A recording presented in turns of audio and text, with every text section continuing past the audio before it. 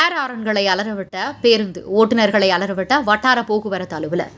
சமீப காலத்தில் திருச்சி மாநகரத்தில் தனியார் மற்றும் அரசு பேருந்துகளில் அதிக ஒலி எழுப்பும் ஏர் ஆரன்கள் பொருத்தப்படுவதாகவும் அதிக சத்தம் எழுப்பும் இந்த ஆரன்கள் வாகன ஓட்டிகளை பீதிக்கு உள்ளாவதாக புகார்கள் எழுந்த வண்ணம் இருந்தது.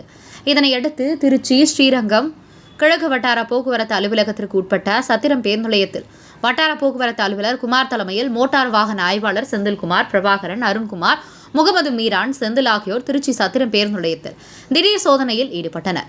30க்கும் மேற்பட்ட தனியார் மற்றும் அரசு பேருந்துகளில் பொருத்தப்பட்டிருந்த ஒலிப்பான்களை சுற்றுச்சூழல் அறிஞர் ஜான் ஜஸ்டின் துணையுடன் ஒலி அளவை கண்டறியும் கருவியின் உதவியுடன் சோதனை மேற்கொண்டனர். சோதனை செய்யப்பட்ட 30 பேருந்துகளில் 14 பேருந்துகள் அதிக ஒலி எழுப்பும் ஏர் ஆரன்கள் பொருத்தப்பட்டிருப்பது கண்டறியப்பட்டது. இதனை அடுத்து அவர்களுக்கு தலா 1000 ரூபாய் அபராதம் விதிக்கப்பட்டது.